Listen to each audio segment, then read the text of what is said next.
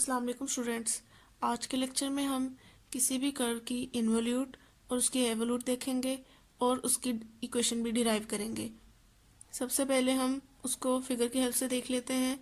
सी हमने कोई भी कर्व ले ली। अब हमने एक और कर्व ली C1। अब C1 कैसी कर्व है? ये एक ऐसी कर्व है सच दैट कि हमारी जो कर्व सी के ऊपर हम जहाँ भी टेंजेंट ड्रॉ करें, किसी भी पॉइंट पे इसके टेंजेंट ड्रॉ करें, तो वो टेंजेंट इस कर्व को कैसे इंटरसेक्ट करे?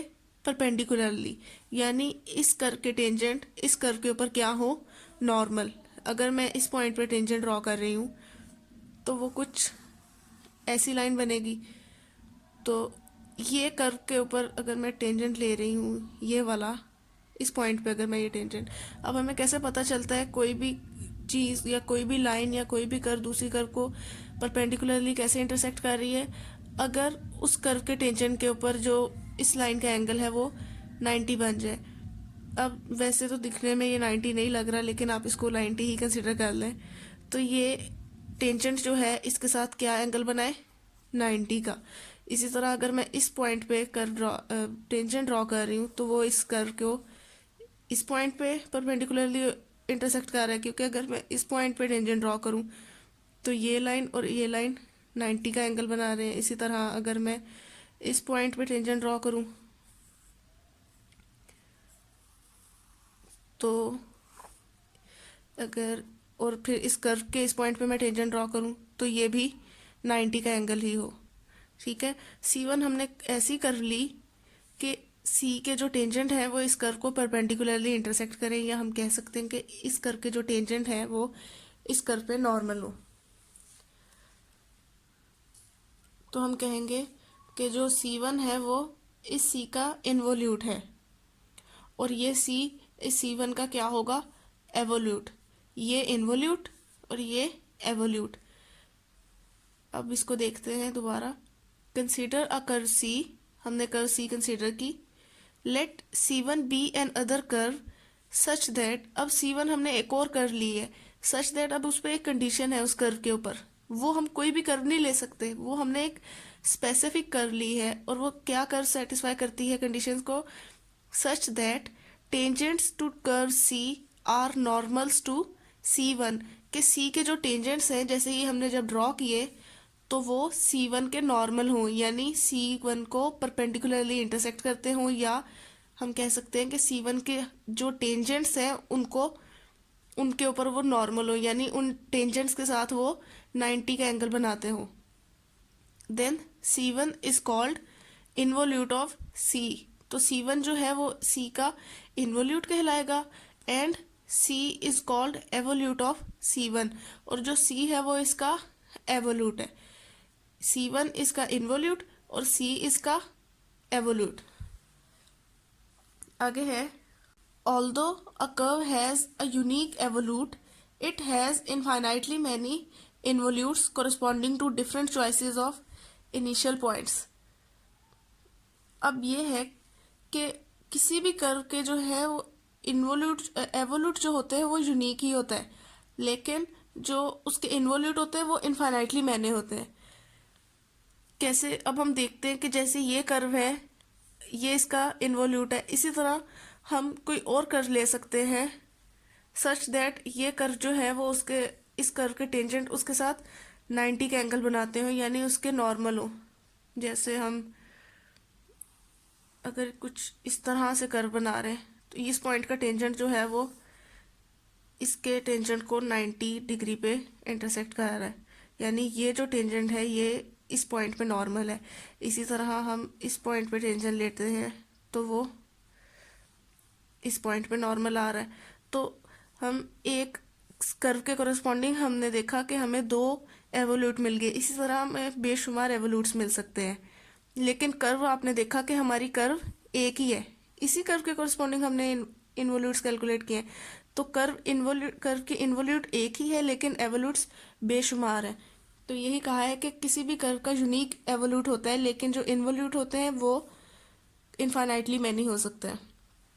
अब corresponding to different choices of initial point, ये आपको मैं एक और फिगर की हेल्प से समझाऊंगी कि इस बात का क्या मतलब है.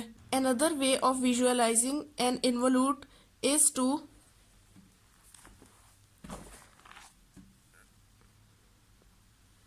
First attach a string to a point of given curve C. अब एक और तरीके से भी हम किसी भी कर्व के इन्वोल्यूट को विजुअलाइज कर सकते हैं. वो कैसे करेंगे, पहले मैं आपको समझाती हूँ फिगर की हेल्प से, फिर मैं दोबारा से ये रीड करके आपको समझाऊंगी. सबसे पहले हम कर्व ले लेते हैं. फर्ज किया कोई सर्कल, मैं ये सर्कल ले लेती हूँ. कोई भी कर्व का इन्वोल्यूट लेना है ना, तो मैं कहती हूँ ये मैंने कर्व क्या ले ली, एक सर्कल.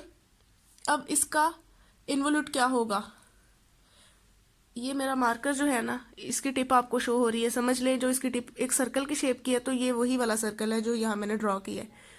अब मैंने क्या किया, मैंने इसके साथ अटैच कर दी एक स्ट्रिंग. ठीक, ये जो मेरा हैंड है एक तरह से, ये क्या है, एक स्ट्रिंग है.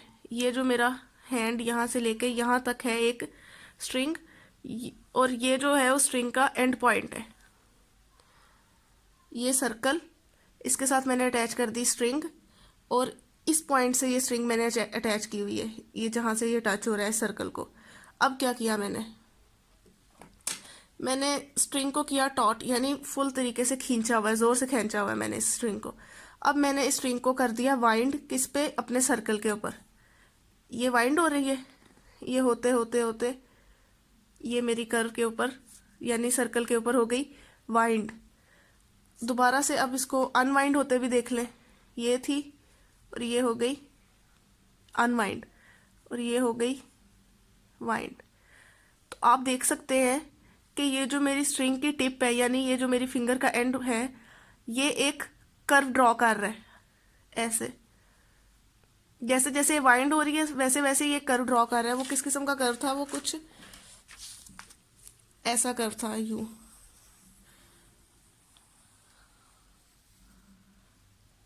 ठीक है, यूं किया था मैंने, और फिर मैं यूं, देखे ये कर्व इस तरह का ये कर्व ड्रॉ कर रही है. तो ये जो मैंने कर्व ड्रॉ किया है, ये मेरी स्ट्रिंग थी, ऐसे यहाँ से स्ट्रिंग हुई अटैच. ठीक, ये स्ट्रिंग का एंड पॉइंट था, और जब मैंने उसको इस पे वाइंड किया तो उसने ये वाली कर्व ड्रॉ की, और इस तरह से.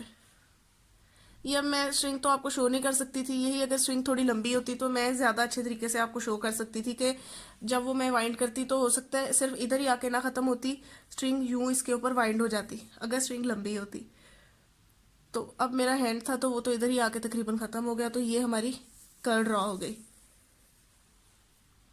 तो ये जो हमारी कर्व सर्कल था, ये था हमारा सी, और जो ये कर्व ड्रॉ हुई है इसको हम कह देंगे C1, यानी ये है इस कर्व का इन्वोल्यूट. अब अगर हम इसको यहाँ से समझें तो हमने विजुलाइज कैसे करना है. First attach a string to a point of given curve C. हमने अपनी गिवन करके इस पॉइंट के साथ स्ट्रिंग अटैच कर दी थी जो कि मेरी फिंगर थी. देन एक्सटेंड दी स्ट्रिंग, फिर हमने एक्सटेंड किया स्ट्रिंग को so that it is tangent to curve at point of attachment, के वो उस कर्व के ऊपर टेंजेंट थी. जैसे ये थी हमारी कर्व, यानी ये सर्कल था, अगर हम सिर्फ सर्कल ही कंसिडर करें. तो ये जब मैंने अटैच किया, इसको एक्सटेंड किया, यानी अगर फर्ज किया यूं स्ट्रिंग है, अभी मैंने इसको एक्सटेंड किया, तो कैसे ये इस कर्व के ऊपर है टेंजेंट, इस कर्व को एक पॉइंट पे टच कर रही है. देन आगे क्या करना है हमने, then wrap the string, wrap कह लें, वाइंड कह लें, the string over the curve. Curve पे हमने रैप की कन्वेक्स पार्ट, यानी ये इसका कन्वेक्स पार्ट है ना, इस तरह से हमने इसके कन्वेक्स पार्ट पे रैप की, कनकेव पे नहीं की, अंदर वाली साइड पे नहीं की. Over the convex part of curve by keeping it taught, कि हमने उसको सीधा ही रखा हुआ था स्ट्रिंग को, हमने उसमें कोई बेंड नहीं आने दिया. ये मेरी स्ट्रिंग थी, ये कुछ इस तरह से नहीं थी कि मैं इस तरह से फिर उसको कर रही थी, यूं मैंने उसको टॉट रखा हुआ था, सीधा रखा हुआ था. और हमने उसको रैप कर दिया हमारे कर्व, यानी जो हमने कंसिडर किया हुआ circle. Then the path traced by the end of string gives a curve. तो जो स्ट्रिंग का एंड था उसने एक पाथ फॉलो किया। ये थी मेरी स्ट्रिंग, ये मेरी फिंगर का जो एंड है वो है हमारी स्ट्रिंग का एंड पॉइंट। तो क्या हुआ, जब मैंने उसको वाइंड किया या रैप किया अपने सर्कल पे, तो उसने क्या किया, एक पाथ फॉलो किया, ये पाथ था। Then the path traced by end of string gives a curve called involute of the curve C. तो जो पाथ बनता है वो भी एक कर्व ही है, तो उस पाथ को हम कह देते हैं इन्वोल्यूट ऑफ कर्व सी। वो हमारी, अगर हम सर्कल के केस में देखें तो वो हमारी सर्कल का इन्वोल्यूट बन गया। अब ये कर्व तो हमारा इन्वोल्यूट है, तो सर्कल इस कर्व का क्या है, एवोल्यूट। अब देखें, जब मैंने पीछे कहा था ना कि किसी भी कर्व के इन्वोल्यूट इनफाइनाइटली मैनी हो सकते हैं लेकिन एवोल्यूट यूनिक ही होगा। अब देखें, सर्कल तो हमारा वही था। अब अगर मैं हमारे सर्कल, यहाँ मैंने यहाँ रख के स्ट्रिंग स्टार्ट की थी, स्टार्टिंग पॉइंट मेरा ये था। अगर मैं अपनी स्ट्रिंग का स्टार्टिंग पॉइंट यू ले लूँ, इस तरह से कर्व के ऊपर जो मैंने स्ट्रिंग अटैच की उसका स्टार्टिंग पॉइंट अब मैंने इधर लिया है, पहले मेरा स्टार्टिंग पॉइंट ये था। अब अगर मैं यहाँ से स्टार्टिंग पॉइंट लूँ तो क्या होगा, ये मेरी स्ट्रिंग, मैंने इसको किया टॉट और अब मैंने इसको कर दिया रैप। तो आप देख रहे हैं कि अब की बार पाथ जो है वो थोड़ा डिफरेंट है। अब वो पेज से बाहर निकल रहा है, लेकिन चले मैं थोड़ा छोटा करके आपको दिखाती हूँ। ये पॉइंट था अटैचमेंट का, ये थी मेरी स्ट्रिंग। अब जब हुआ रैप तो कर्व के अराउंड तो कुछ इस तरह का पाथ उसने फॉलो किया। अब की बार ये हमारा इन्वोल्यूट है, एवोल्यूट तो हमारा फिक्स ही है, क्योंकि हमने जो पॉइंट ऑफ अटैचमेंट था वो चेंज कर दिया। अब मैं ये भी ले सकती हूँ, अब मैं यहाँ से स्टार्ट कर लेती हूँ अपनी, यहाँ से, ठीक है। आप देखते हैं जैसे जैसे मैंने पॉइंट ऑफ अटैचमेंट चेंज करते गए, जैसे जैसे मैंने चेंज करती गई पॉइंट, वैसे वैसे हमारे पास डिफरेंट एवोल्यूट्स इन्वोल्यूट्स आते गए। अब अगर यहाँ से स्टार्ट करूँगी, ये इस कर्व पे यहाँ से टेंजेंट मैंने स्टार्ट किया, अब मैंने उसको रैप किया, कुछ इस तरह से ये बन जाएगी। तो आप देख रहे हैं कि कैसे कैसे हम पॉइंट्स चेंज करते जा रहे हैं, तो हमारी जो इन्वोल्यूट्स हैं वो चेंज होते जा रहे हैं, यानी हमें एक एवोल्यूट के कोरिस्पॉन्डिंग सेवरल इन्वोल्यूट्स मिल गए हैं। इन्वोल्यूट क्या थी, इन्वोल्यूट एक कर्व थी। हर कर्व को हम किसी इक्वेशन से रिप्रेजेंट करते हैं। जैसे हम कर्व सी लेते हैं, उसकी इक्वेशन हम ले लेते थे x is equals to x of t. इसी तरह अब हम इन्वोल्यूट की इक्वेशन देखते हैं। अगर हमारी गिवन कर्व जिसका वो इन्वोल्यूट ले रहे हैं उसकी हमें इक्वेशन दी हो, तो उसके लिए let p be a point on c। c हमारी गिवन कर्व है और उसके ऊपर हमने ले लिया कोई भी arbitrary point, and q be its corresponding point on c1। p point हमारी गिवन कर्व के ऊपर, c1 था उसका इन्वोल्यूट। अब हमने उस p के कॉरेस्पॉन्डिंग जो c1 पे पॉइंट आ रहा था उसको नाम दे दिया q। अब उसके कॉरेस्पॉन्डिंग c1 पे पॉइंट कौन सा था, p था। p पे हमने लिया टेंजेंट, टेंजेंट ने c1 को कहीं परपेंडिकुलरली इंटरसेक्ट किया, तो वो जो पॉइंट है इस p के कॉरेस्पॉन्डिंग उसको हमने नाम दे दिया q, जिसके ऊपर उसने हमारी c1 को परपेंडिकुलरली इंटरसेक्ट किया था। With position vectors x and x1 respectively, के जो p का पोजीशन वेक्टर है वो x है और q का पोजीशन वेक्टर जो है वो x1 है। अब हम इसको ड्रॉ किया, हमने ये कर्व ले ली c, इसके कॉरेस्पॉन्डिंग इन्वोल्यूट हमने ले लिया ये वाला। अब इस पॉइंट पे हमने किया ड्रॉ टेंजेंट, ये था टेंजेंट। इस टेंजेंट ने इस कर्व को इस पॉइंट पे किया इंटरसेक्ट, तो ये पॉइंट हमने ले लिया Q, परपेंडिकुलर इंटरसेक्ट किया तो इस पॉइंट को हमने नेम दे दिया Q। अब इस पॉइंट का with respect to origin position vector लिया, उसको नेम दे दिया x का। इस पॉइंट का जो पोजीशन वेक्टर था विद रिस्पेक्ट टू ओरिजिन उसको नेम दे दिया हमने x1 का। तो ये हो गया x, ये हो गया x1। Then by vector addition x plus P Q is equals to x1। x ये है वेक्टर x, ये है vector P Q, this plus this, इन दोनों को ऐड करेंगे तो वेक्टर एडिशन से हमें मिला ये वाला vector, head to tail rule लगा लिया। उसका नाम था x1, तो हमारे पास ये एक्सप्रेशन आ गया। अब since P Q is parallel to tangent vector at P, अब ये जो पी क्यू वेक्टर है हमारा, ये वाला, इस पॉइंट पी पे अगर ये यूनिट टेंजेंट वेक्टर आ रहा था इतना, तो ये पी क्यू उसके पैरेलल है, क्योंकि उसी के अंदर से तो पास कर रहा है, टेंजेंट लाइन पे ही तो ये लाई कर रहा है। So P Q is equals to lambda T.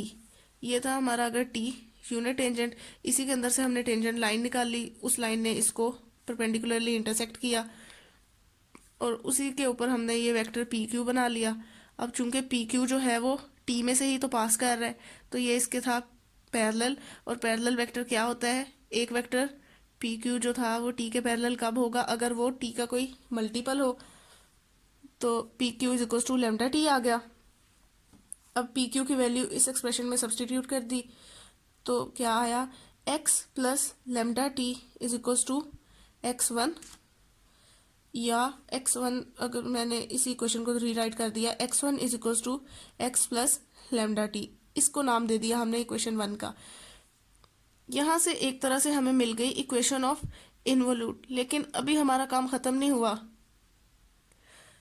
अभी यहाँ जो लेमडा है वो हम उसकी वैल्यू का नहीं हमें पता, तो हम उसकी वैल्यू निकालेंगे और उसके बाद फाइनल एक्सप्रेशन लिख देंगे इक्वेशन ऑफ इन्वोल्यूट का। क्योंकि इक्वेशन हमें कैसे मिलती है, हम उसके किसी भी आर्बिट्रेरी पॉइंट के लिए एक्सप्रेशन लिख लेते हैं ना। तो x1 हमने उसको कोई आर्बिट्रेरी पॉइंट लिया था, तो हम x1 के लिए कोई एक्सप्रेशन लिख लेंगे। अब लेमडा की वैल्यू फाइंड करने के लिए हमने गिवन एक्सप्रेशन को डिफ्रेंशिएट कर लिया विद रिस्पेक्ट टू s। तो क्या आया, dx1 ओवर ds, s क्या थी, आर्क लेंथ थी, किसकी, c की। dx1 over ds is equals to dx, अब यहाँ लगा दिया दोनों तरफ, हमने जब derivative with respect to s लिया तो डेरिवेटिव इसका प्लस यहाँ लग गया प्रोडक्ट रूल। कैसे लगा, फर्स्ट का derivative second as it is plus first as it is into second का डेरिवेटिव, और इसको हमने लिख लिया। अब tangent, unit tangent vector by definition किसके इक्वल होता है, arc rate of change of given curve. तो arc rate of change of, जब ये हमने लिया एक्स का आर्क रेट लिया, तो क्या आ गया, unit tangent vector by definition आ गया, plus D lambda over D S को नोटेशन चेंज करके मैंने लेमडा डॉट लिख दिया, T as it is plus lambda. अब ये क्या था, D T by D S, यानी डी टी अगर दूसरी नोटेशन में लिखे तो ये टी डॉट के इक्वल था। और अब फ्रेने सरेने इक्वेशन जो हम लोगों ने पढ़ी थी वो क्या थी, वो हमें बताती है कि टी का derivative with respect to x किसके इक्वल होता है, वो इक्वल होता है कैपा एन के, और कैपा क्या होता है, कर्वेचर। तो यहाँ से हमने D T by d s की वैल्यू कैपा एन डाल दी। पिछले एक्सप्रेशन से हमने टी को कॉमन लिया और उसको रीराइट कर दिया कि D X one over D S किसके इक्वल आ गया, 1 plus lambda dot T plus lambda kappa N, इसको हमने दे दिया इक्वेशन 2 का नेम।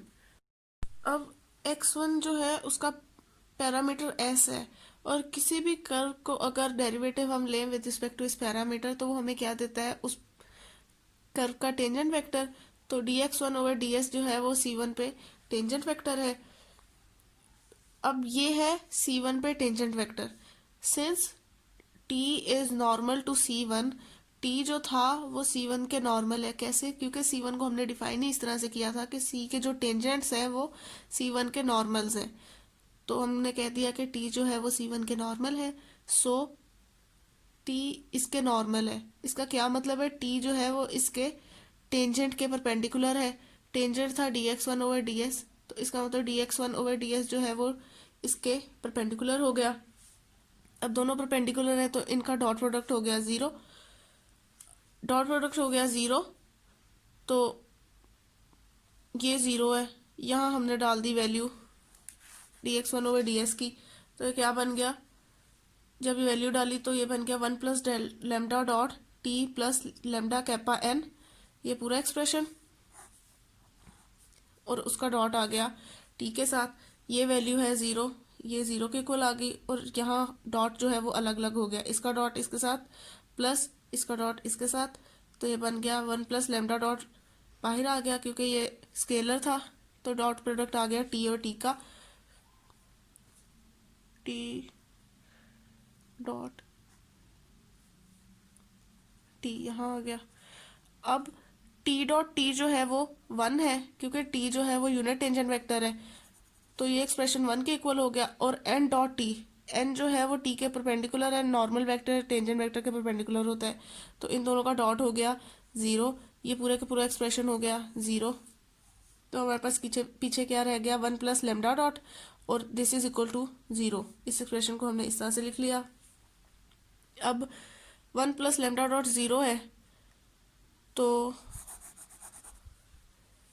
इसका क्या मतलब है, इस इक्वेशन से हमने 1 को दूसरी तरफ ले गए तो लेमडा डॉट इक्वल टू -1 आ गया।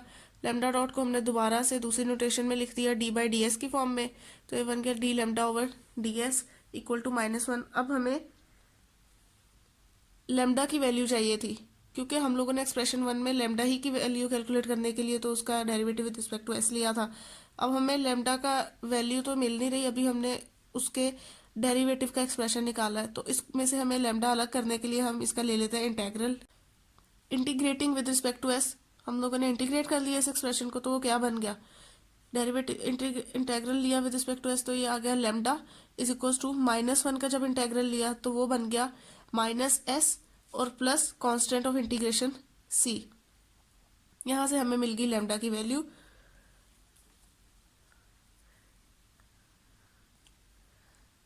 ये लेमडा की वैल्यू हमने इक्वेशन 1 में पुट कर दी। इक्वेशन 1 क्या थी, x1 is equals to x plus lambda t. यहाँ पे हमने डाल दी लेमडा की वैल्यू, तो हमारे पास एक्सप्रेशन आ गया x1 is equals to x plus -s plus c into t, और c क्या था, कांस्टेंट ऑफ इंटीग्रेशन, s क्या था, आर्क लेंथ किस कर्व की, c की। तो above equation expression gives equation of involutes. अब मैंने देखे यहाँ लिखा हुआ है इन्वोल्यूट्स, इन्वोल्यूट नहीं लिखा, क्यों, क्योंकि जैसे जैसे हम c कांस्टेंट ऑफ इंटीग्रेशन है, जैसे जैसे c की वैल्यू चेंज होती जाएगी वैसे वैसे हमारे पास x1 की वैल्यूज चेंज होती जाएंगी, यानी हमारे पास डिफरेंट कर्व्स आती जाएंगी, यानी हमारे पास डिफरेंट इन्वोल्यूट्स आते रहेंगे। तो हमें इक्वेशन गिवन कर्व की इक्वेशन दी थी x, उसके कोरिस्पॉन्डिंग हमने इन्वोल्यूट की इक्वेशन x1 निकाल ली।